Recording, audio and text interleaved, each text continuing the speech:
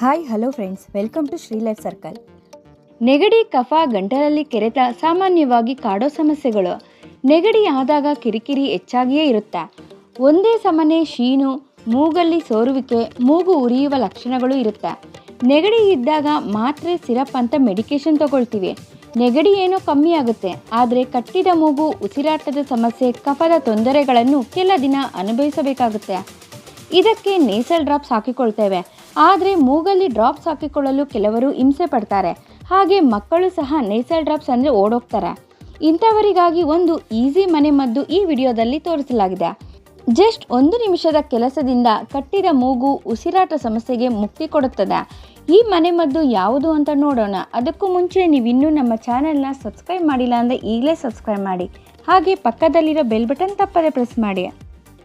ನಮ್ಮ ಆರೋಗ್ಯ ಸಮಸ್ಯೆಗಳಿಗೆ ಮನೆಯಲ್ಲಿರುವ ಎಷ್ಟೋ ಪದಾರ್ಥಗಳೇ ಮದ್ದಾಗಿ ಬಳಸ್ಬೋದು. ನಮ್ಮ ಹಿರಿಯರೆಲ್ಲ ಮನೆಮದ್ದುಗಳಲ್ಲಿಯೇ ಆರೋಗ್ಯವನ್ನು ಉತ್ತಮವಾಗಿಟ್ಟುಕೊಳ್ಳುತ್ತಿದ್ದರು. ಈಗಿನ ವಾತಾವರಣ, ಓಡಾಟಗಳಿಂದ ನಮಗೆ ಬೇಗನೆ ಇನ್ಫೆಕ್ಷನ್ ಆಗುತ್ತೆ.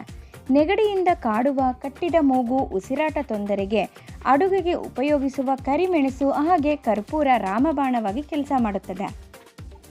ಮೊದಲಿಗೆ ಒಂದು ಚಿಕ್ಕ ಬಾಣಲಿ ಅಥವಾ ಬೌಲ್ ತೆಗೆದುಕೊಂಡು ಅದಕ್ಕೆ 4 ರಿಂದ 5 ಕರಿಮೆಣಸಿನ ಕಾಳು ಹಾಕಿ ಅದರ ಮೇಲೆ ಗಡ್ಡೆ ಕರ್ಪೂರ ಅಥವಾ ಕರ್ಪೂರದ 1 ಬಿಳ್ಳೆಯನ್ನು ಇಟ್ಟು ಹಚ್ಚಿ.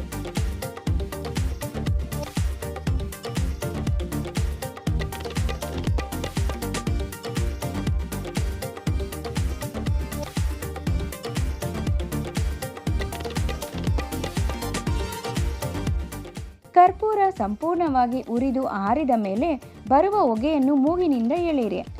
ಈ ಹೊಗೆಯನ್ನು ಸ್ಟೀಮ್ ರೀತಿ ತಗೊಳ್ಳೋದ್ರಿಂದ ಬ್ಲ್ಯಾಕ್ ಆಗಿರೋ ಕಡೆ ರಿಲೀಫ್ ಆಗುತ್ತೆ.